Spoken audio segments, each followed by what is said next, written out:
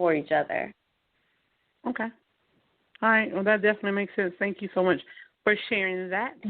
All right. How about you, 209? There was a time when I was married and a couple of my friends were not married. And it wasn't like I guess I was living it up, but it wasn't like, because I'm typically a very homebody kind of person. Like, I like staying in the house, but at the time when I was married, my husband was the exact opposite of me, and so I would be with him because I didn't want somebody else to be with him. So I was kind of out by duress.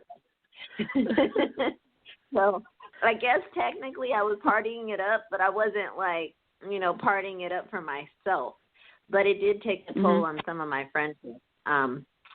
Some of my friends that I had grown up with kind of felt bitter, I guess, because they felt like I kind of threw them aside for my husband. So, yeah, it did take a toll. Okay. And sometimes it's like exactly. And I didn't mean to cut you off.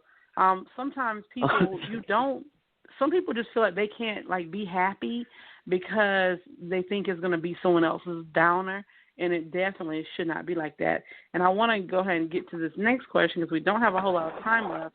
And I'm going to start with you, 209, a.k.a. K. All right. Have you ever had a friendship where the person was extremely poor or going through a financial hardship, and they didn't really have anything, so you were very uncomfortable to talk about different things that you did or places you were going out to eat, or maybe you were afraid that you can ask them to go out to eat because you know that they didn't have the money, or maybe you've been in that situation and your friends did that to you. Can you relate on either side? That's a good question.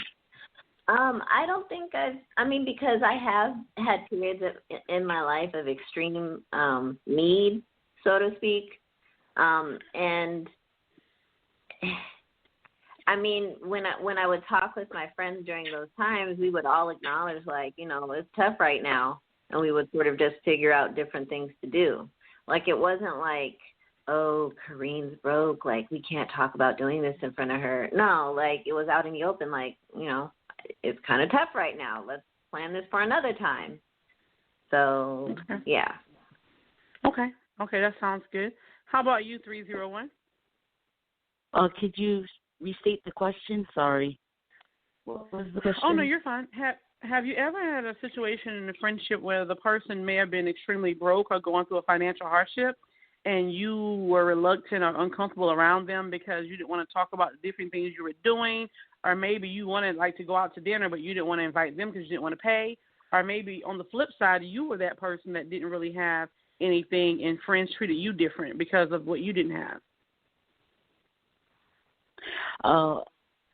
I would say, because I'm a blunt person, so, like, if my friends would be like, oh, let's go out, and I didn't have money, I would straight up tell them, I'm broke. I can't go out.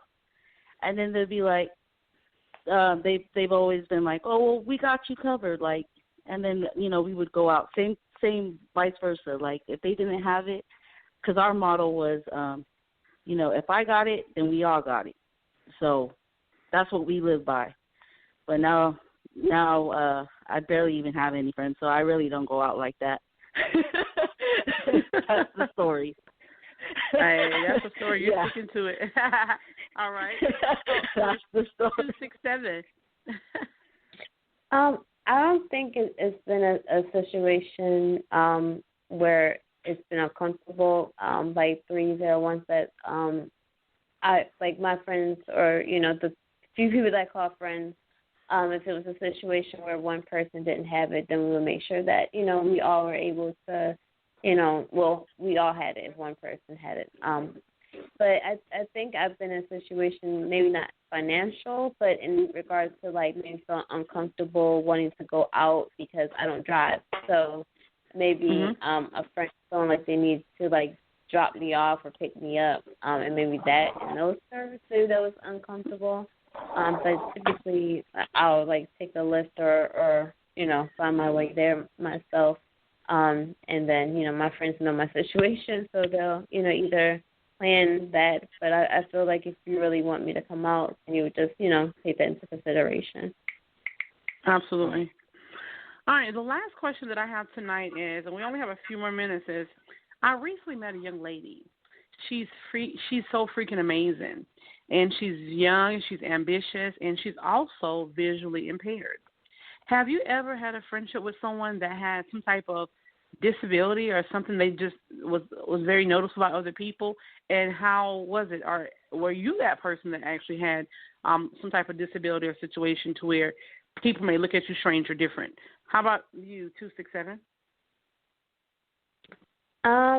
Yes, and I guess without putting that person out there so much, I know someone that has, I wouldn't even call it a disability, but they have an ailment, and sometimes it is visible to other people, and it's like the visibility of it is more or less is minor, but I think because of that person, I'm very defensive of them. So I'm usually like, I'm just very defensive of them. So I really don't allow people to like look at them or, give them dirty looks or say anything. So. Okay. Makes sense. Thank you so much for sharing that. How about you, 209?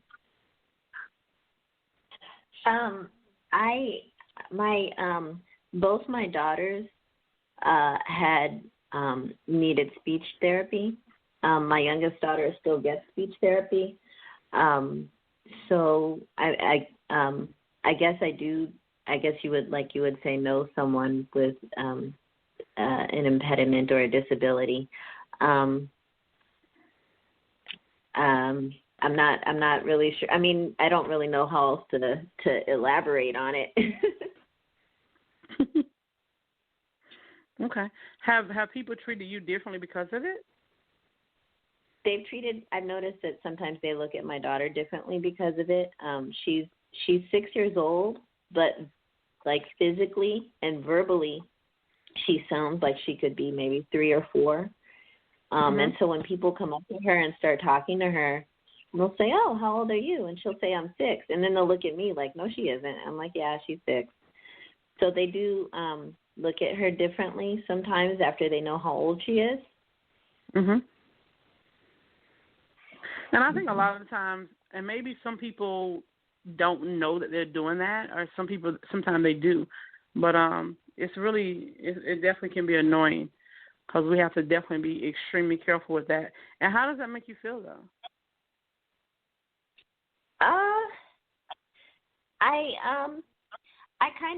I'm actually not really sure how to feel about it. It's something that I've experienced, I think, pretty often, especially as she gets older. Well, it happened as she was younger also. I had one woman that I'm friends with who pretty much compared her, a child that she knew that was autistic with my child. And I didn't know how to feel about that. I think mainly because I could see why she would think that maybe my child had autism. But at the same time, I was like, but she's not been diagnosed with that, so I don't think that that's a thing. So, I mean, it's not that it gets annoying. It's just it kind of puts me in a kind of mentality, like, Yeah. Gotcha. How about you, 301?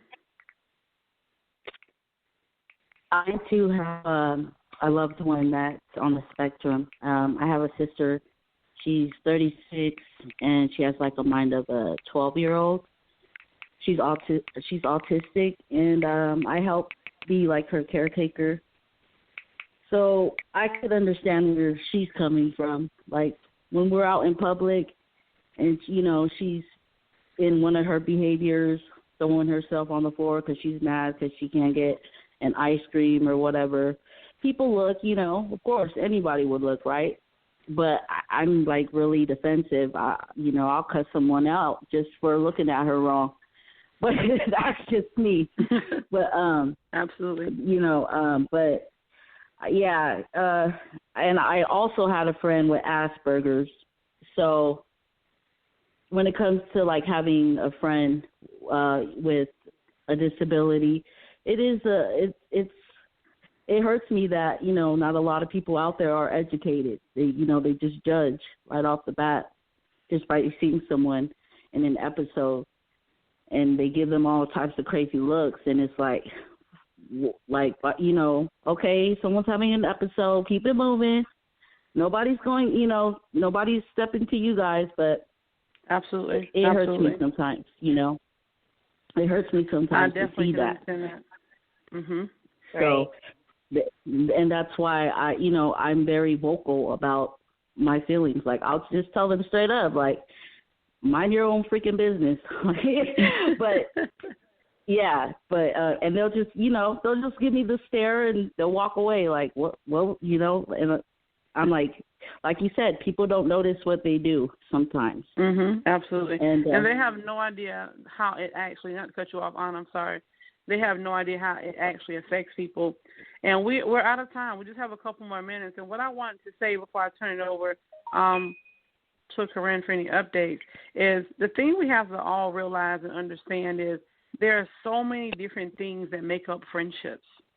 Sometimes, and I want you guys to think about that. Think about what kind of friends do you have? How do you choose those friends? Sometimes we choose friendships based on socioeconomic status. Sometimes we choose friendships by profession. Sometimes we choose friendships by common interests. Sometimes we choose friendships by circumstances and situations and maybe what's happening in our life. Hey, we both met at AA. We both met at grief counseling. We built a friendship because we're dating brothers. Regardless of what it is, the thing we have to realize about friendships is we're still different. We're all different. And sometimes it's our differences that can also bond us. We have to be careful how we treat people. And guess what? Every day will not be sunshine, but it also won't be raining either.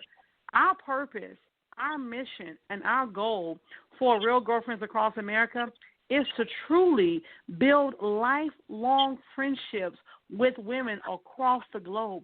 We want to see millions of women building, connecting, networking, making money, being happy, having family. But most importantly, we want to see women become friends and have true friendship that will last the test of time. Remember, I said my old pastor, who has laid to rest, but I'll never forget the words that he said, a friend is someone who knows you. They know all about you, and they could destroy you, but they never will. And you know who your friends are during adversity, in your absence, and at your death. I want you guys to think about that tonight. How many people in your life right now can you truly say that they are a friend? And if you want friends, then you have to be friendly, and you have to be a friend. And the other thing I want to say is find out how you can have a balanced friendship. If you are a giver, learn to be a receiver sometime. And if you're receiving, learn how you can give sometime. And find out how you can have a balanced friendship, because that's the happy medium, and that's where it's healthy. Because guess what? You can't always lay on somebody's couch. Oh, it's me. Oh, I got a problem again today. You can't always do that, because sometimes your friend needs to lay on the couch too. Thank you guys for listening. This is Tawanda with Real Girlfriends Across America, and tonight's topic is about friendship and acknowledging, embracing, and understanding that we have differences. I'll turn the call over to you, Corinne, for any closing out announcements. Just to make sure you follow us on our social media platforms, Instagram at Real Girlfriends 7, Facebook, Real Girlfriends Across America, and Twitter, Real Girlfriends 7. We're also on Pinterest, and you can look us up on YouTube as well. Thank you so much for that. And tomorrow we have another great topic by the one and only 209 AKAK. And I definitely cannot wait to see what she has in store for us. And to everyone that's listening to us, thank you so much for tuning in to our show. And Anna, thank you so much for dialing in tonight. We definitely appreciate it. Hopefully you'll come again. We're here every night, and we definitely appreciate it. And just remember, together we can. Have a wonderful night, everyone, and bye-bye for now. Thank you. Good night. Bye.